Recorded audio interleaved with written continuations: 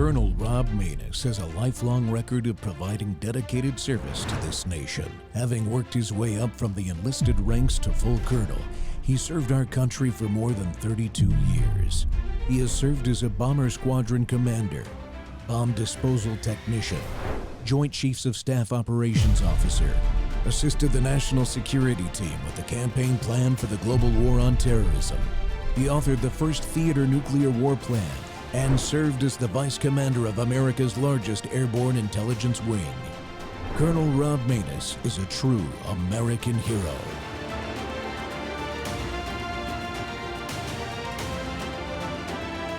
This is Rob Maness Live. To watch here, the Texas primary contests on both the Republican and Democratic sides, they've been pretty heated. Congresswoman Jasmine Crockett and State Representative James Tallarico are seen as the primary frontrunners for the Democratic nomination. Crockett is a liberal firebrand known for sparring with Republicans. She's been endorsed by former Vice President Kamala Harris, but Tallarico argues Crockett's combative style could sink Democrats' chances of winning a Senate seat in the Lone Star State for the first time since 1988. Meantime, incumbent GOP Senator John Cornyn is fighting to keep his role as he fends off challenges from Texas Attorney General Ken Paxton and Congressman Wesley Hunt. The U.S.-Israeli strikes in Iran now emerging as a new flashpoint in the race. This is the number one state sponsor of international terrorism, so I support the president's strike. You cannot allow an Iran with a nuclear weapon. I think we should trust President Trump, especially when it comes to foreign policy. How many people are going to have to die because this president just decided that he was going to do whatever he wanted to and to ignore our congressional authority? Every dollar that we spend bombing people in the Middle East is a dollar that we are not spending on our communities right here at home. Candidates are also reacting after the shooting in Austin over the weekend, which the FBI is now investigating as a potential act of terrorism. Police confirming overnight that a third victim has died. Arkansas voters also head to the polls, and there's a high-stakes Senate showdown in North Carolina, which Democrats regard as one of their best chances to flip a seat in this year's midterms. Lawrence Ainsley and Brian. Ladies and gentlemen, welcome to the Rob Maness Show, coming to you live from Worldview Tube and our X Spaces simulcast. Well, I tell you what, man, this is a pivotal Tuesday. Today is primary day across those key states like Texas, North Carolina, and Arkansas. Voters are headed to the polls as we speak, fired up to make their voices heard in races that will reshape Congress and beyond, more than likely. But let's zoom in on the Lone Star State, where the themes are crystal clear. Ban Sharia law and throw the bums out. That's right. Texas patriots are rallying around Proposition 10, which is a bold move to explicitly ban Sharia law from influencing our courts and communities. We've got to protect American values, our Constitution, and ensure that foreign ideologies have no place in our justice system. So go on over to bansharia.com to learn more about that and get involved and go vote yes on Prop 10. And speaking of throwing the bums out, the incumbents are feeling the heat. In Texas Congressional District 2, Steve Toth is challenging Dan Crenshaw. That's right, Eye Patch McCain. He may be on his way out. And Toth is promising real conservative leadership without the establishment games. And then down in District 23, Brandon Herrera is taking on Tony Gonzales, bringing outsider energy to shake things up in a race that has got a guy that his girlfriend, married girlfriend, self-immolated herself while committing suicide over their affair. These races are about draining the swamp, holding these politicians accountable, and putting America first. And I'm thrilled to welcome my friend and our guest today, Kenny Webster, the phenomenal and hilarious Houston radio host and a comedian who's never afraid to call it like he sees it. He's going to give me a whole hour today. Kenny, welcome to the Rob Maness Show, man. Rob, thanks for having me on, brother. It's a fantastic time to be here. Longtime fan, proud to have supported you over the years, and I love what you've been doing with this show. Yeah, we appreciate it. Hey, let's just start off by talking about this Senate race for Cornyn's seat there. What's really going on? We saw the little Fox News pitch there. I mean, they're even painting Crockett as a normal type person instead of the whack job that she is.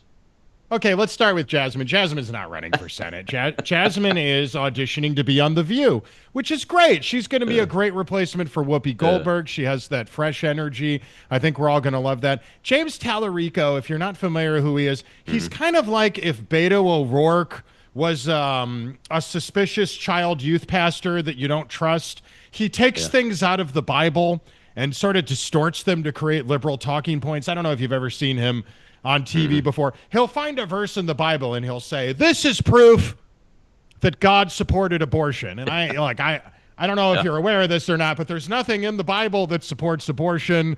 It's really the opposite of that, as a matter of that God really doesn't want you to murder unborn babies, but that's neither here nor there. John Cornyn, I know, Rob, you and I think you and I became friends a decade ago because of our disdain for Republicans like John Cornyn. John is this guy who will argue, he'll brag, he's like, "I always vote with the president." And that's true. What he doesn't mention is it's any president, Barack Obama, Joe Biden, he'll vote with. He's the reason that there are drug-addicted people lining the streets of Washington, D.C. He's the reason that we fund transgender puppet shows in Burma. And then you have these other two guys in the race, Wesley Hunt and Ken Paxton, are both a great example of what the new right is. And I know your viewers, much like my radio listeners, are kind of torn on these two guys. And to anybody watching this that hasn't got out and voted yet, maybe you're listening to us in the car, watching us at work, and you're planning on voting after work, I will tell you right now, I think they're both great candidates. I think Wesley Hunt is probably the best lawmaker that Texas has in the House right now. I think Ken Paxton is probably the greatest attorney general of the 21st century, any state. I find a lot of the attacks on these guys to be pathetic. But if there's going to be a runoff no matter what, it doesn't matter. There's 8 candidates in the Republican primary alone. Vote for either one you want, as long as we keep Cornyn below 50%. A vote for Wesley Hunt or a vote for Ken Paxton is a vote against the swamp. One thing's for sure, this Senate race is going to be continuing for months on after whatever happens today. Yeah, we're seeing the establishment types that we know and love so well attack Paxton with this whole trope about, "Yo, you're going to give the seat to the Democrat if you vote for Ken Paxton." That's pretty typical. Does that tell you that they think they're in trouble or they know they're in trouble? So if this is like Groundhog Day starring Bill Murray, I feel like we've done this before. We did this every time Ken Paxton runs for office. What the swamp rats will tell you is, "Oh, we can't have Ken Paxton. He'll lose to the Democrats." And then he ends up winning by close to double digits. It never matters. It is always a bold-faced lie. But I will say this. Here's what should really concern people right now. The National Republican Senate Committee, that'd be John Thune and Tim Scott, these guys are spending more money than they've ever spent on a primary in the history of our nation. Rob, what they're doing right now is paramount to theft. I mean, what they're doing right now should offend every one of your viewers and listeners, because the money that they're spending right now to try to keep a Republican senator, to try to help John Cornyn defeat other Republicans, should be spent in the general election in places like the Carolinas, in Michigan and Georgia. And I know you know this, but here's really why this matters so much. Let's say they get what they want. Let's say John makes it to the general election and he wins in November and the establishment gets everything that they want. That's fine. Right now they're spending $1 million a day to try to stop Ken Paxton and Wesley Hunt. And these are finite resources that we have, Rob. You and I both know that is not a barrel. That it's not a bottomless pitcher of mimosa. And eventually they're going to run out of this money. And if for some reason we lose the House and the Senate in November, and they vote to impeach Trump, you could blame John Cornyn, you could blame John Thune, and you could blame Tim Scott. And why they're doing this is anyone's guess. Anybody out there that's ever donated money to the National Senate Republican Committee or the National Congressional Republican Committee is getting punched in the jejunes right now when they realize that money does not go towards stopping Democrats. It goes towards supporting the establishment. Yeah, I'm glad you brought that up. You know what the number is, the total? $69 million so far. I saw an interview with Paxton about 24 hours old, and he was saying Cornyn himself has spent $40 million, but the other guys have spent $29 million for a total of $69 million to get this guy keep this guy in, and he's hated. I think I just tweeted out a little bit ago this. We got to get the NRSC and the NRCC to reprioritize so they're not just incumbent protection rackets. That's what's really going on. We've experienced that. We did it. They even did it with Bill Cassidy, and he wasn't even an incumbent at that time. They just liked their Democrat to have on the Republican side. They had to pass a Rule 11 to do that, right? Yeah, and that's how you and I became friends years ago. Was the Bill Cassidys of this world. I enjoy John Kennedy. I think he says a lot of funny things on TV. He doesn't always vote the way that we want him to, sadly. They can't all be Ted Cruz. They can't all be Mike Lee. They can't all be Rand Paul, sadly. And, we'd really like to see another guy in the Senate like that right now. John Cornyn helped us pass these red flag laws. John Cornyn helped pass every swampy omni-budget bill for the last 25 years. When John Cornyn got into office, I think I was in elementary school, if I'm not mistaken. And to put that into perspective for your viewers, I'm a man in my mid-40s now, Rob. We don't need... John, thank you for your time and your service. We're done with you, my man. It's time to move along. And, this is all downstream from open primaries. If we had closed the primaries in Texas, we wouldn't have a John Cornyn. We wouldn't have a Governor Abbott. We wouldn't have a House Speaker in Texas who every Democrat votes for, even though there's an R by his name. And as great as Texas is, it sure ain't perfect. And it's just little things like this that we could do to fix it. Yeah, I'm glad you brought up the primaries. I think, there are 10 or 11 states, Republican states still, that have an open primary. I'm in Mississippi now. We have a primary system similar to yours where Democrats can come in and vote, just ask for a Republican ballot during the primary and vote, and then go vote in the runoff. That's crazy. Yeah, Why do we want to let them make that decision? You don't. You're a football fan, Rob. Who you a big fan? What college team are you into? Called Ole Miss. Okay, would you want Alabama's coach to pick the starting lineup for Ole Miss? Because that's what the open primaries are. That's what it is. Would you want your ex-girlfriend to decide who your next date's going to be with? No, you would not. Would you want the landlord who evicted you over asbestos issues to choose the next place where you live? That's what open primaries are. That's what it is. It's letting your enemy pick your team. It doesn't make any sense. Now, look. Anybody could join any party they want. This is America. That's the beauty of it. It's not like we're talking about Bohemian Grove here, the secret society, the Illuminati. You want to be a Republican, all are welcome. Men, women, they, thems, we don't care. As long as you have, maybe not they, thems, but as long as you have reasonable positions about supporting the Constitution and low taxes and gun rights and freedom of speech.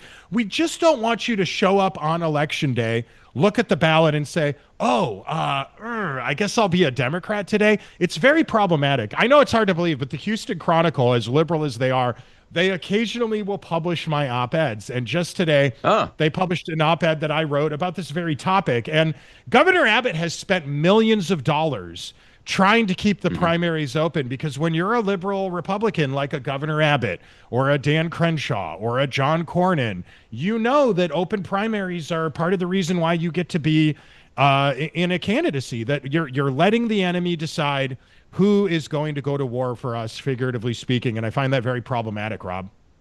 Yeah, say in Mississippi here, it's Republican state senators. They won't let the bill even breathe. They did away with the Trump school choice policy bill that was tried to push through the House and got to the Senate, and they killed it in 90 seconds, no debate. They did the same thing, I think, with closing the primaries down and those kind of things. Heck, they won't even let us have our ballot initiative back, Kitty, because the Supreme Court decision said, well, you only have 4 congressional districts, and this law says 5. You have to have 5 in order to do this. The senators won't even let it out.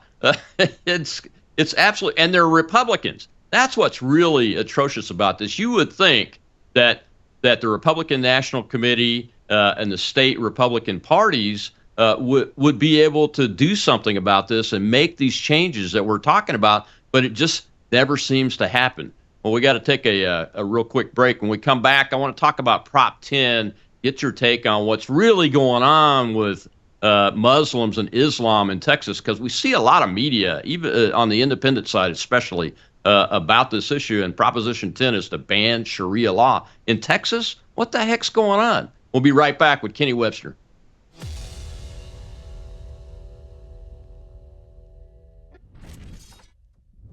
What if millions around the world could access Bible teaching and worldview training for free right now without hitting a paywall? That's exactly what happens every day at worldviewtube.com because of the Worldview Weekend Foundation. We don't lock our live stream behind PayPal. We don't restrict our content to members only.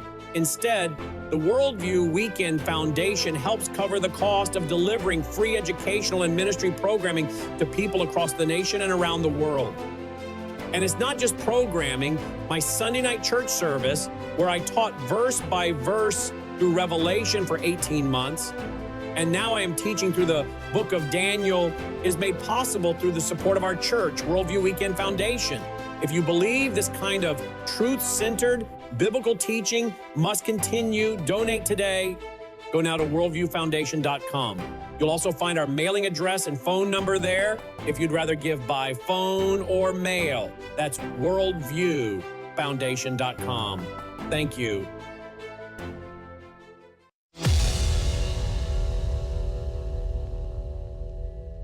Texas is literally turning into Europe, and not in a good way. I'm talking about the Islamification of Texas. If you don't already know, over 40 mosques have opened in the Dallas area alone in the past 3 years. They tried to do that Islamic city where basically they had Sharia law and everything, their own little Islamic city in Texas.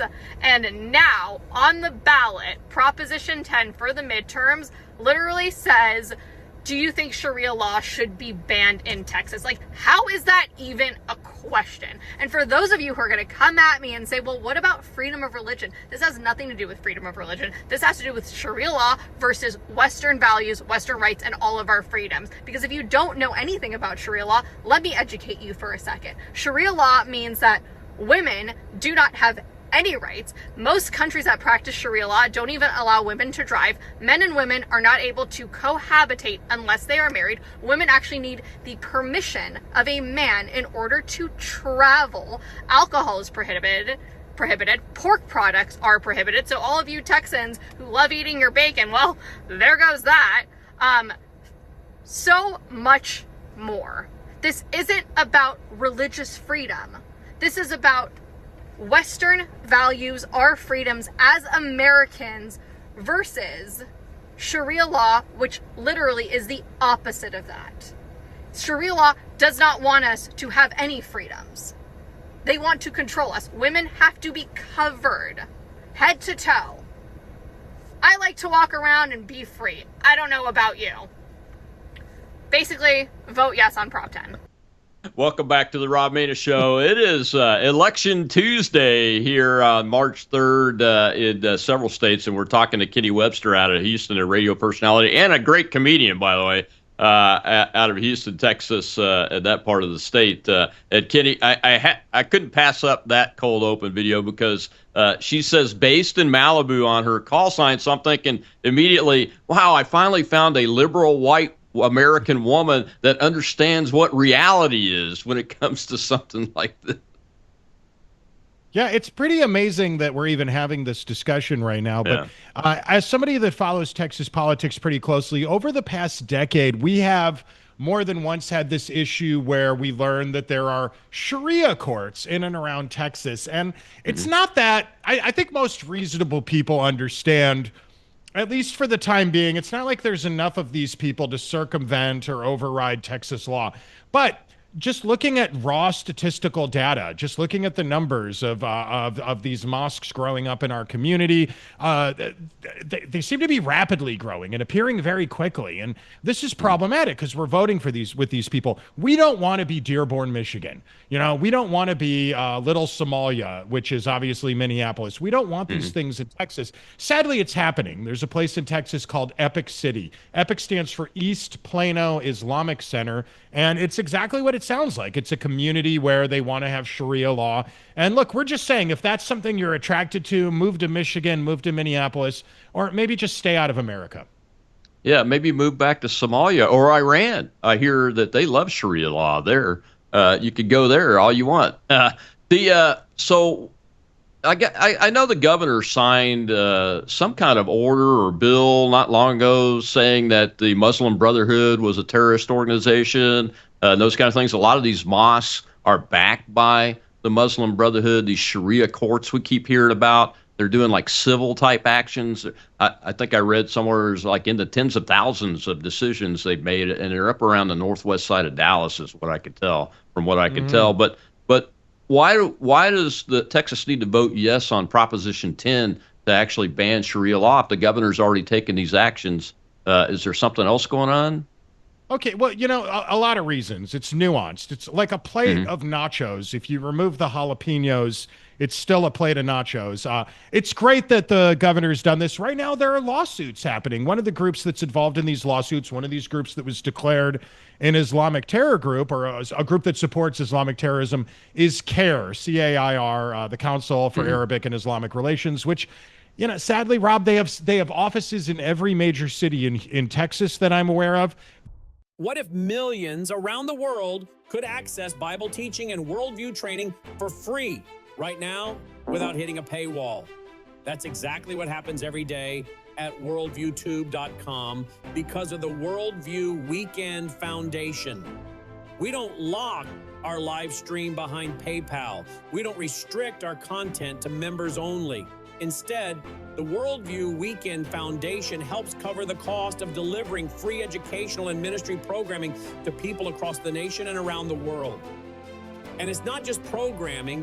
My Sunday night church service, where I taught verse by verse through Revelation for 18 months, and now I'm teaching through the book of Daniel. Welcome back, ladies and gentlemen. This is Rob Maness on the Rob Maness Show live on Worldview Tube. We had some technical difficulties. Everything shut down. Look, folks, we're in a war with Iran, and they do have some pretty good cyber attack capabilities. Wouldn't be surprised if there's some type of cyber attack activity going on. My guest today is Kenny Webster, radio show host and comedian out of Houston, Texas. We're talking about the primaries in Texas, and we were talking about Sharia law and the Proposition 10 that has to be passed to fully ban Sharia law. Kenny, are you back with me? Yeah, it's an interesting thing, Rob. Iran says they will never surrender, but remember, the Patriots said that during the Super Bowl, and look how that ended. So here we are.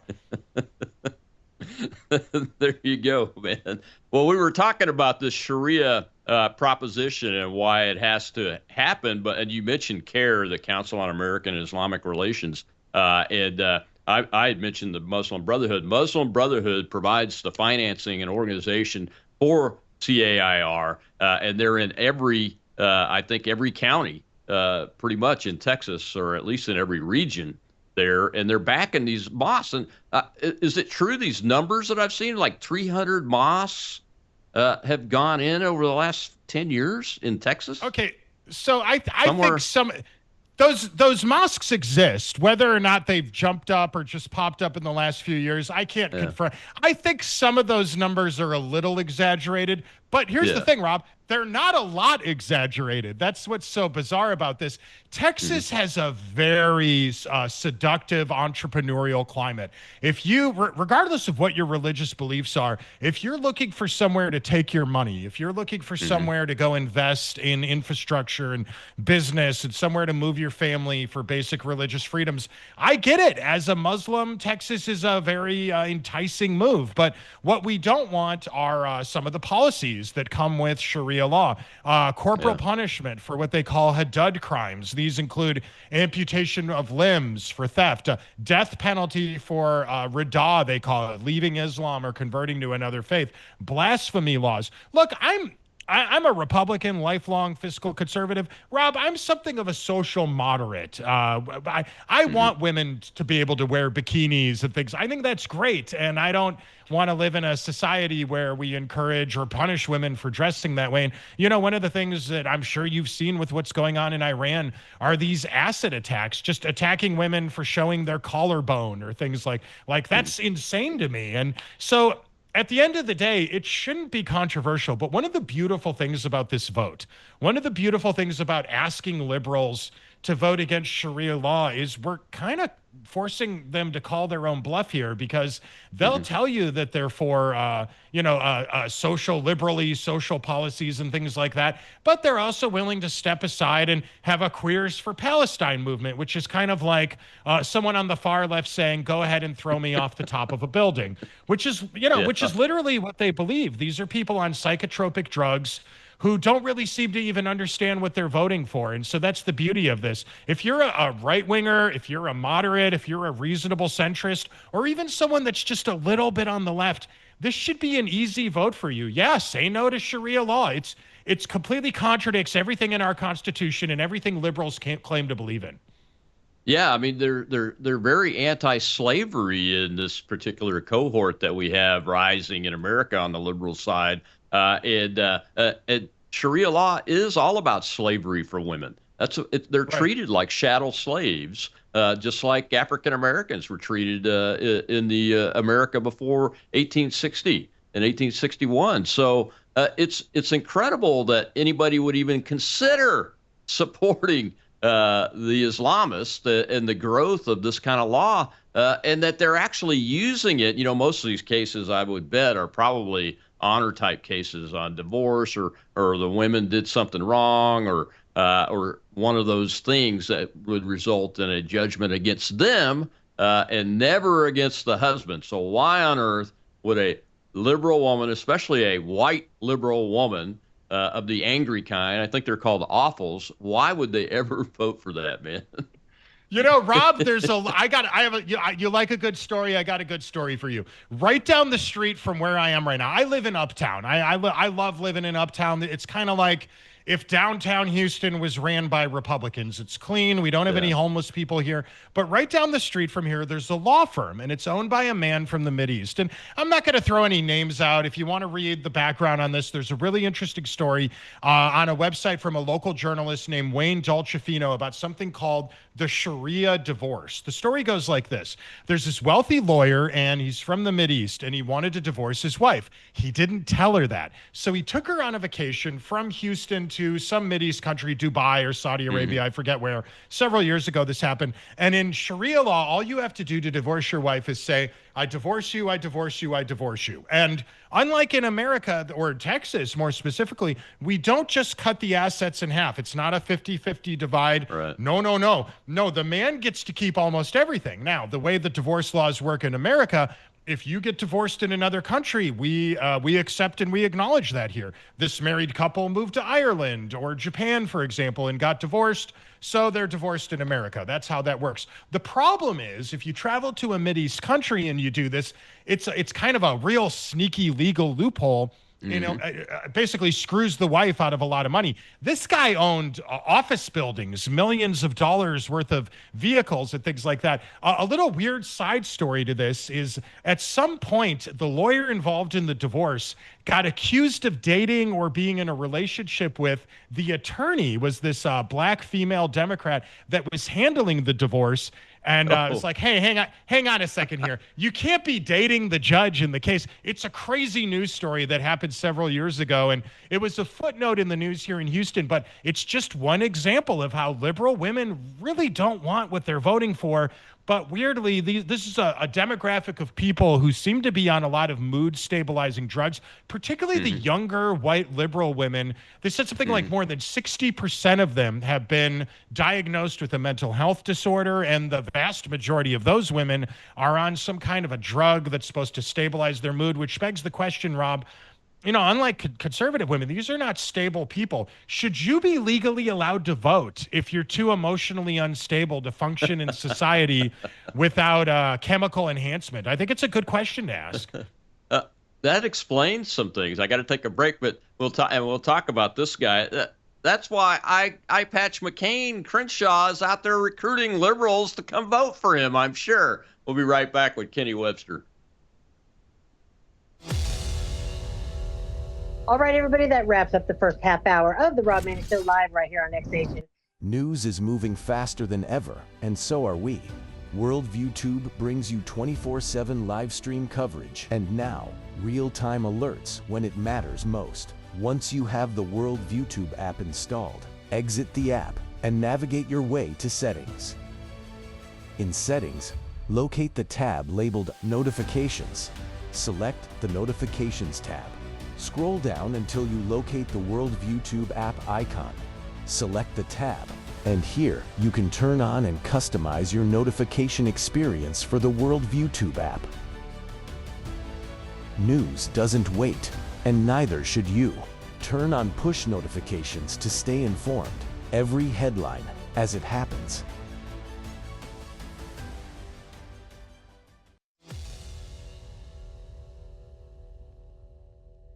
Dan Crenshaw is a guy that when he came into Congress years ago, a lot of people had a lot of hope for him, and he has just demonstrated repeatedly that that hope was misplaced. And a lot of people are very disappointed in him. He's very unpopular in the veteran community, and he's facing a very tough primary. And I think that's really what this is. This is a desperation because he has to be worried, the voters for his primary, but also the donors. When they see him out there acting like a fool and getting into a fight with a guy like Sean Ryan, who's going to want to donate to him? Welcome back to the Rob Maness Show. It's Texas primary day along with North Carolina. Hey, North Carolina 11, did you go vote for Green Beret retired Adam Smith yet and kick that incumbent out? Look, man, my guest today is Kenny Webster from Houston, Texas, a great radio talk show host. He gets published in the Houston Chronicle, man. I don't know how many thousands of dollars you had to pay those liberals to publish you, Kenny, but that's funny. And he's a great comedian, man. All right. No. We're not going to pay. I do not pay to have my words heard. But there's a short group of people that they'll publish that are conservative. Yeah. I don't know what I did to win their hearts. I think I write funny. I try to be like a right-wing version of Dave Barry, and so they'll publish my stuff. I don't know why else they do it. But I'm glad they do. So God bless them. Yeah, me too. I am too. I mean, there's some good things going on around the Houston area. I interviewed one of the judge candidates not too long ago. I hope he wins today. So Eye Patch McCain. That's what I call him because he's like John McCain, a traitor to the Republican Party. A traitor to the base voters, in my opinion. And I think the people in Texas are not liking him in that district. What is his problem?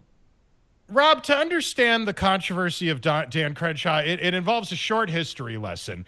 Back before the pandemic, Dan Crenshaw ran for Congress. And you got to understand, at the time, we didn't know anything about Dan Crenshaw. He was a military veteran. He's a Navy SEAL. We thought it was cool that he had a war injury. He was a young guy. He seemed energetic, and we didn't really know Dan yet. He was running at the time against this woman called Kathy Wall.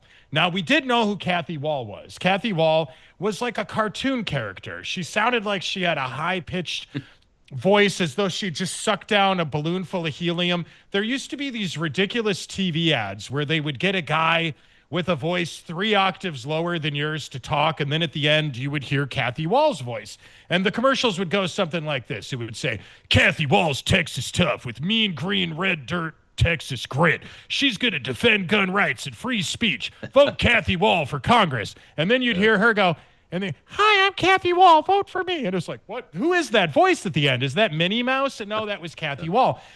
Kathy was somebody who pumped a lot. She had a lot of money, but she was donating money to the wrong candidates. So it was easy to see who she was. And we didn't know much about Dan Crenshaw. We just liked that he wasn't Kathy Wall. So as you know, he ends up winning the primary. And it happened in a district where, some of these districts, like in congressional districts that are very red, you've just got to win the primary, and then you coast right in the general election. Well, that's the kind of district District 2 is. So shortly after that happened, Pete, what's his name, on Saturday Night Live, a stand-up comedian who dated Ariana Grande, right, comes out and he's making fun of Dan Crenshaw's eye patch. Well, as Texans, we did not like that. And again, we didn't know that much about Dan yet. He hadn't really even voted yet. We just knew this liberal institution, a Saturday Night Live, was mocking him for his war disability. We didn't like it. And overnight, he went from being a local politician to a national celebrity. Well, now you've got him doing guest appearances on home repair shows and, appearing on ESPN and like transcending political media. And suddenly people that didn't really know who he was seemed to like him. And then he started to vote. Then he started to vote for the $500 million vaccine database. Then you started seeing him wearing masks and supporting mask mandates. And you started hearing him tell us, oh, these Democrats that are vilifying you, they're not so bad. And then you saw his tweets about red flag laws. And then, as if all that wasn't bad enough, then we really started to know this guy, because when we started to criticize him or ask questions, he showed up on a podcast where he said Jesus was a folk hero or a hero archetype. Oh, wow. Kind of like Superman. It's a viral clip. It's easy to find. Yeah, some little girl, some 18-year-old girl, some teenage girl asked him about this at town hall, and he just snapped at her. He talked at her the way a fully grown man should never talk to a little girl. So we started to see this guy was just, for lack of a better term, and I apologize to your audience, an arrogant prick, not a nice guy, very full of himself. And so now it's like, forget about policies for a minute.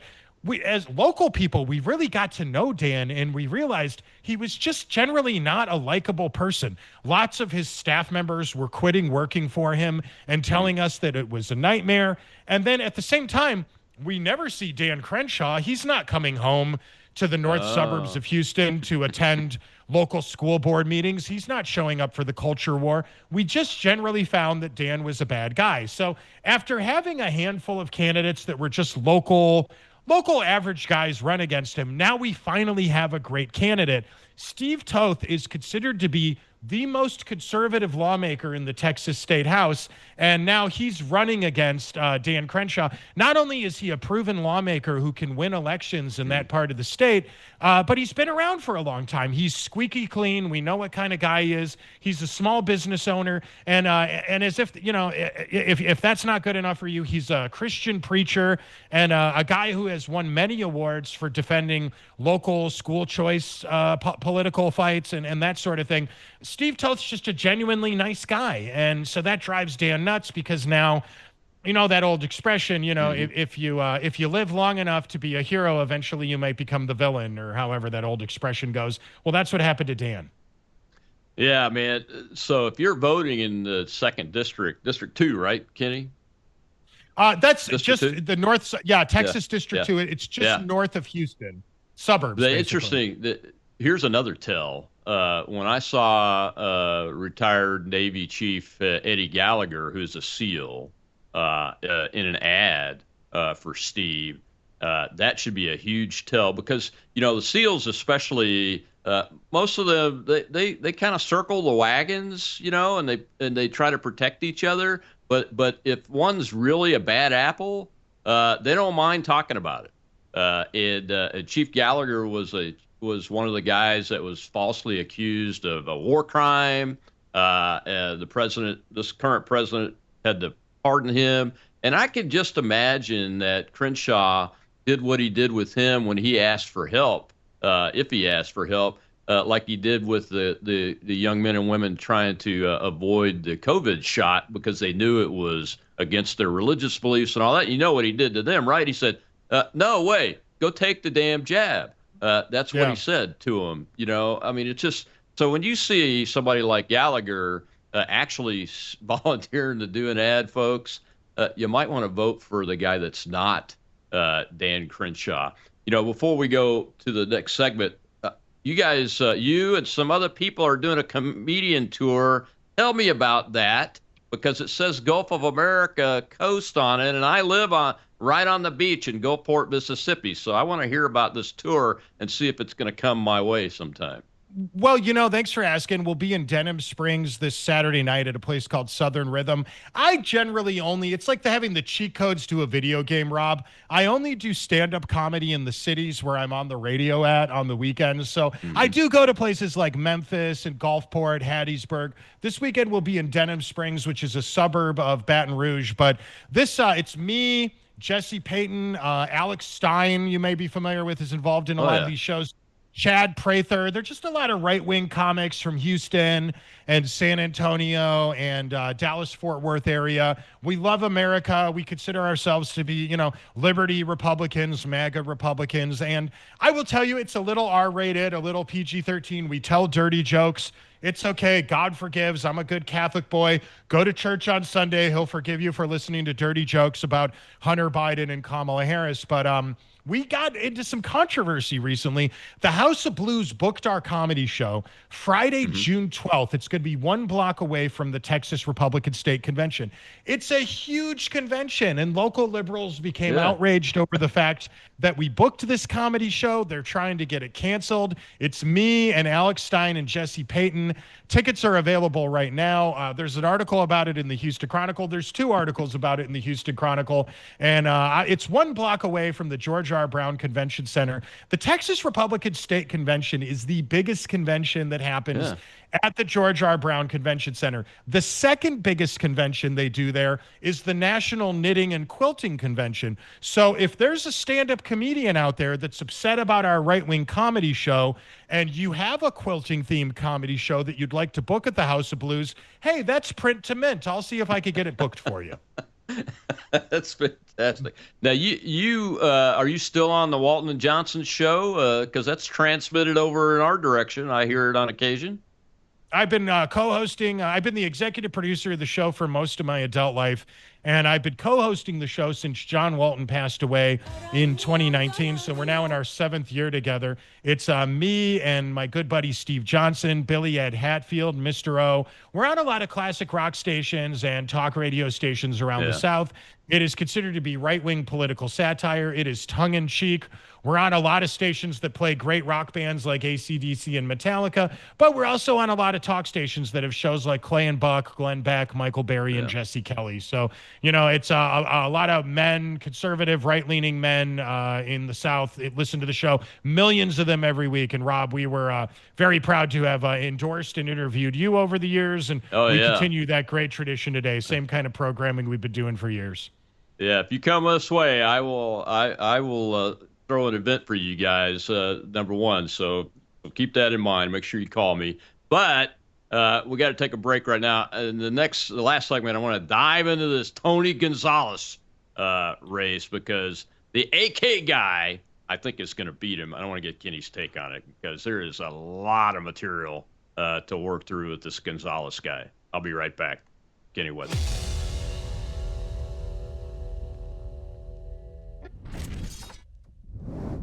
Hello, I'm Brandon House. Would you like to gain access to over 20 years of my radio shows, TV shows, my books? I've written 15 books, and most of those books are ebooks now. And we have conference DVDs, conferences where we filmed our conferences at the Ozarks, literally starting 20 years ago. It's all available in our archived vault. All you have to do is go to worldviewtube.com/vault, worldviewtube.com/vault, and for a reasonable monthly fee, you gain access to over 20 years of Christian worldview programming, news, information, books, documentaries, and a powerful search engine. And folks, it's a great way not only to educate yourself, equip yourself, but it's a big way that you can help fund our continuation as a broadcast network. Please check it out. worldviewtube.com/vault, worldviewtube.com/vault, and help us continue pushing out a Christian worldview.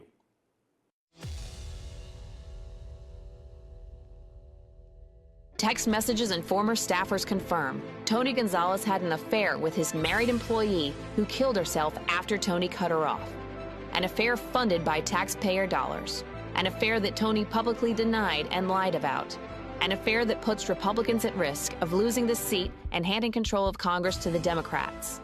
That's a risk we can't afford. In the March 3rd Republican primary, vote for the pro-Trump Republican who can keep this seat. Brandon Herrera.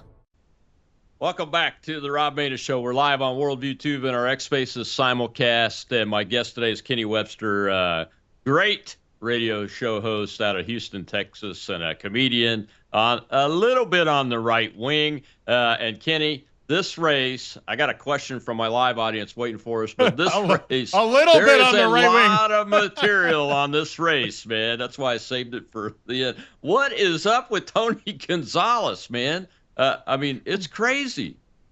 Brandon, Rob, to suggest that I'm a little bit on the right wing would be like saying jalapenos are a little bit spicy, but I know you know that. Let me just say, this story with Brand, as excited as I am about Steve Toth, as excited as I am about Wesley or Ken Paxton defeating Cornyn, the story of Brandon Herrera could make a great movie someday. It's just fascinating what happened. Months and months ago, I'm close personal friends with a very controversial journalist in Texas named a different Tony named Tony Ortiz, currentrevolt.com. Rhino Republicans, liberals, corrupt politicians, they hate Tony Ortiz because he exposes them. He's a very funny journalist, but he's a very good journalist. Probably 6 months ago, Tony Ortiz published this article about how Tony Gonzales had a mistress and that she committed suicide by lighting herself on fire, something called self-immolation. We've read this story on the Walton and Johnson show. We shared this story on the radio all over the country. And at the time, Washington, D.C. insiders who I had personal relationships reached out to me and they're like, Kenny, you got to be careful about telling this story on the air. It's not true. You're going to get sued. Tony Gonzales is a good guy. The more not only did it turn out to be true, Rob, but the more we've learned about it since Tony Ortiz, currentrevolt.com, published the story, the worse it looks. Not only did Tony Gonzales have a relationship with one of his staff members, he groomed her. You can read the text messages. She did not want this. It's very clear from these conversations from the get-go. She didn't like it. She felt pressured into doing it. And then at some point, after it eventually happened, this mother of a young child, this was some poor man's wife, killed herself by lighting herself on fire. And God bless her mother and the widowed husband and the little boy. Along comes Brandon Herrera. Brandon Herrera has noble ambitions. He's a young conservative. He's a well-liked guy in South Texas. He's a gun rights guy. He's a free speech guy. He's a very funny YouTube personality. I know you know him. All Brandon wanted to do was get the guy who helped John Cornyn pass the red flag laws on a national level out of office. Second time he's ran against the guy. We didn't know the first time that he ran against Tony Gonzales that Tony was as bad behind the scenes as he was in front of the scenes. You and I both know there's a lot of people that vote in primaries who aren't on X. They don't listen to talk radio. They don't keep up with conservative media every day. They vote in the primaries because they like to be a part of something, but they don't really know why people in the grassroots are so mad. Why does John Cornyn get booed at his own state convention? Why is it that Dan Crenshaw doesn't do appearances on local right-wing talk radio shows? Why is Tony Gonzales seen walking around at the border with Elon Musk when every gun rights guy on YouTube tells you that he's a bad guy? Tony Ortiz, the guy, Current Revolt, I know there's a lot of Tonys in the story and it's confusing. Tony Ortiz is a patriot. He put his life on the line. He put his career on the line to publish this story. And Brandon Herrera, God bless him, just as good of a guy comes along.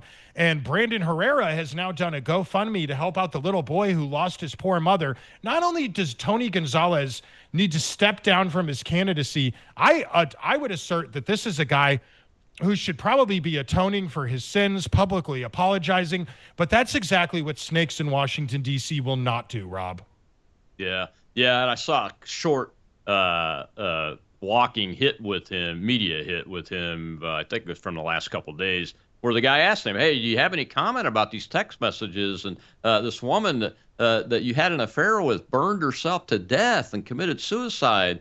And the guy just looked at him and said, I don't comment on that kind of stuff because there's an investigation. The truth is going to come out. So he's out there saying, you haven't heard everything. And I mean, it's pretty clear when just the few text messages that I have had my hands on, it's really clear with witnesses that are credible witnesses. It's not just the husband, the poor man whose wife killed herself. That has these text messages. It's staffers and those kind of people. And this guy, man, I tell you what, he is something else. And he passed red flag laws too. Well, we got a question in the live audience, Kenny. Let's go ahead and take it. Go ahead. Shell is our hostess over there. Go ahead, Shell.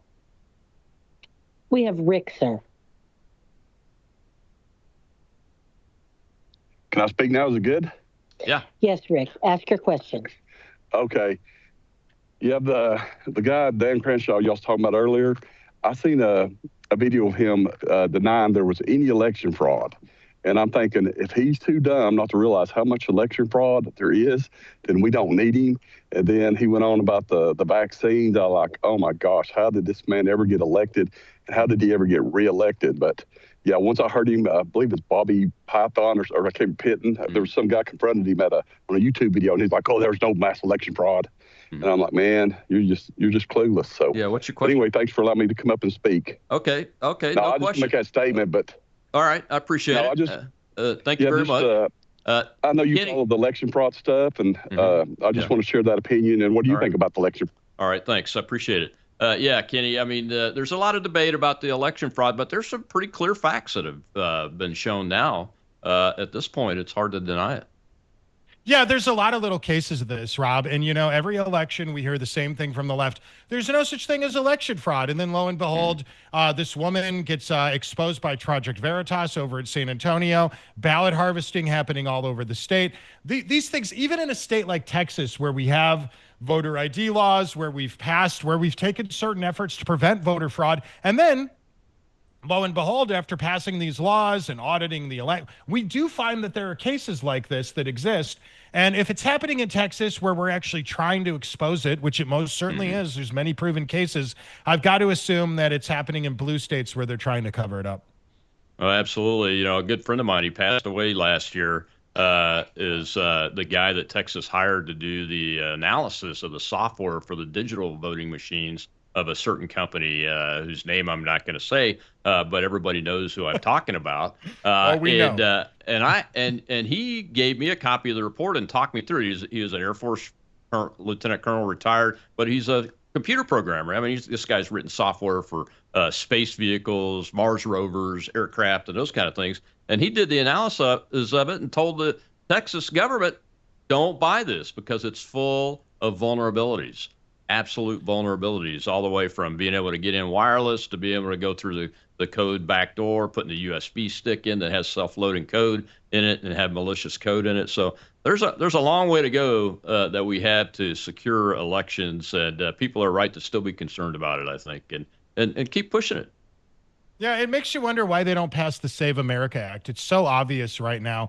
Back when they overturned Roe v. Wade, a lot of people asked why the Democrats, when they controlled the whole government, why don't you just pass a lenient abortion law, pre-heartbeat, something. I'll bet at the time the Mitt Romneys, lawmakers in like Lisa and Susan and all these left-wing senators would have voted for it. The Democrats didn't want to do that because they wanted something to campaign on. Voter ID laws are that for the Republicans. We could do it right now. We could pass Save America Act, but John Thune and Tim Scott know that if we pass it, then they don't have anything to talk about next time they're up for election. They don't care. To them, if they wanted to pass this, they would do it right now. There's a reason why they're not doing it, Rob. Yeah, why do you think they're so arrogant? I mean, it's so obvious and common sense when you look at the blue states that don't have voter ID law, they win in presidential elections.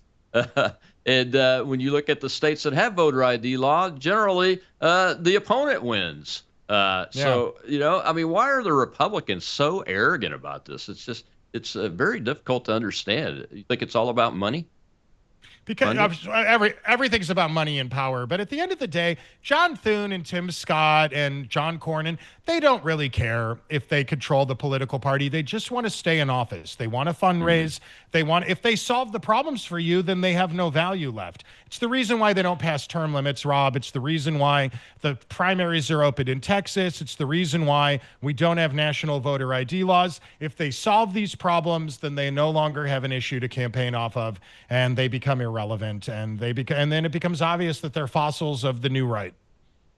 Well, West Virginia is about to, I think they may have already done it, to approve being able to sell fully automatic machine guns to law-abiding citizens now. It'd be smart if especially Texas Republicans would take that issue on, then you can run on that and never pass it, and nobody would be the wiser, would they?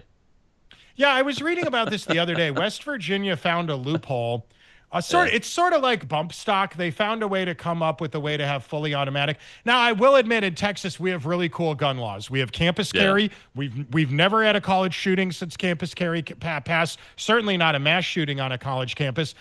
We've got constitutional carry. We have open carry. Every time we passed one of these laws, the national liberal media told us we were all going to die, and it didn't affect the homicide rate. It made us all vastly safer. West Virginia, I was just reading today, is also one of the states that will pay you to move there. I think it was something like $10,000 to $15,000 in financial benefits if you'll move to Best Virginia, we call it. Yeah, because it is really the only Virginia left now that the Marxists have taken over the other Virginia. My goodness. We're going to have to figure out a way to move Arlington Cemetery out of Virginia. Maybe put it back in the District of Columbia like it ought to be. Sounds like a lot of work. Sounds like a lot of work, Rob. So down to 2 minutes left in the show, Kenny. On this Islam thing, I shared a meme, a great meme about Prop 10 earlier today, to protect your puppies and dogs. Yeah. Do people in Texas know that these Sharia law lovers want to kill your dogs? You're not allowed to have a pet dog in your house under Sharia law. Yeah, it's a lot of weird laws that they have. Obviously, they don't like free speech. They don't like women's rights. I can't understand why the LGBTQ movement would be on board with this. I can't even begin to talk about that. Cutting off your hands if you steal things. I love dogs. My dog's back behind me somewhere. His name's Milton Friedman. He's a bulldog. It's part of the reason why I like Javier Milei down in Argentina so much. I learned he had a dog named Millie, also named after. I'm a Milton Friedman Republican, Rob. I'm for free markets. If anything, I wish the Republican Party would move to the right a little on that. But at the same time, getting back to your original point, Sharia law is just not compatible with Western values. It doesn't matter if you're a progressive, a Democrat, a libertarian, a conservative, a populist. Sharia law does not work with American values at any point in American history from now to our founding. Yeah, I had Austin Peterson on a few weeks ago to talk about his libertarian nationalism manifesto. All three of us are pretty closely aligned in our philosophies and all this too. Maybe we should all get together and make that something. Help him make that something, libertarian nationalism, because that's a muscular kick butt libertarianism that's combined with the nationalism that you see Donald Trump invoking. Absolutely. Austin Peterson's a very good friend. He actually runs the online store for our radio station, ilovewj.com. And I endorse every idea in the Libertarian Nationalist Manifesto. I wish I'd written a manifesto. I'm jealous of him. But it's a cool idea. Strong borders, protect the country. Yeah. America should be like a country club that's hard to get into, but once you get in, it's we're relatively free. And obviously, we can't do that overnight. There's going to need to be a 4 or 5 year period where we lock up all the criminals and deport all the anti-American people. But libertarianism should be the end goal, I think. Sadly, there needs to be a little window of time there where there's at least a light amount of authoritarianism to clean up some of the communism and the Sharia and the anti-American stuff. Absolutely. I think Javier Milei's got something going there with this libertarian nationalism, and Peterson. And Bukele. And Bukele too. Yeah, absolutely. Well, man, we're out of time. I will be over in the live show on the X Spaces if you want to join us over there, Kenny, if you have some extra time. You just look up Shell Shocked on X or Shell at CHELLE, and she's running that host. I love it. Yeah. We appreciate you, man. God bless Thanks for having me, Rob. Big fan, longtime fan. Thanks for having me on the show, brother. You bet, brother. Thank you very much. Well, tomorrow, Whistleblower Wednesday, we're going to be talking about glyphosates with an expert medical doctor that runs a clinic on that. I'll see you then on The Rob Maness Show.